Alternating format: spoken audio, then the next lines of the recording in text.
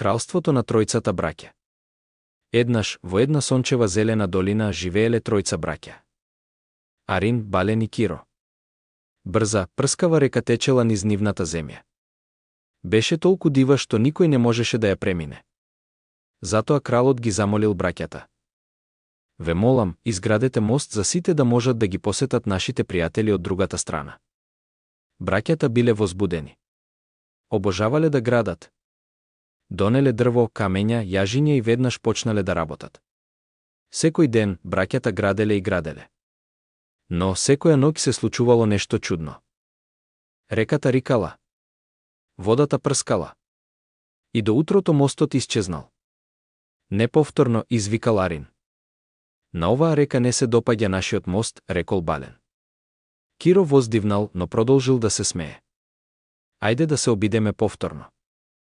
Не се откажале, но реката постојано го уривала нивниот мост. Едно утро, покрај реката се појавил старец со љубезна насмевка. "Момчиња," рече тој, "реката е лута затоа што треба подарок. Не голем или скап подарок, туку подарок од срце." "Подарок?" праша Арин. "Каков подарок?" праша Бален. "Мора да понудите нешто за кое навистина се грижите," рече старецот нежно.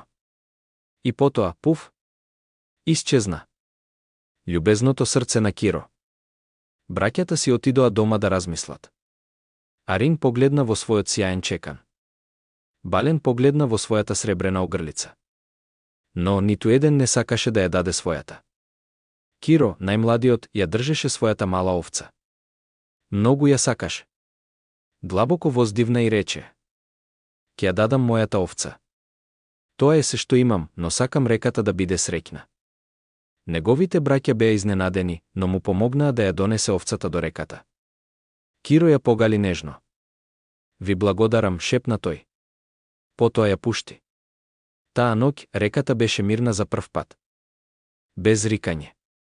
Без прскање. Само тивко. И наутро.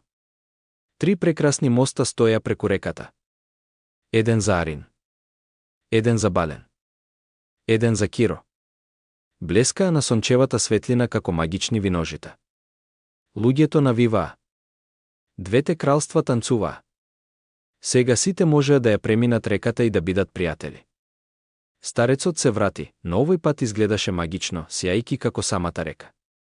"Јас сум чувар на реката," рече тој. Љубезното срце на Киро ја направи реката повторно мирна. Тој мавна со раката и се појави ковчег со богатство. Внатре имаше злато, скапоценности и играчки за сите тројца браќа. "Секогаш ќе бидете запаметени по вашата добрина," рече чуварот. Браќата го користеа своето богатство за да им помогнат на сите, градејки домови, садејки градини и делејки храна. И земјата стана позната како кралството на тројцата браќа. Среќно место каде што сите работеа заедно. И некои ноќи, ако внимателно ја погледнете реката, можеби ќе видите мала овца на месечината, се уште како бдее над мостовите што помогнала да се создадат.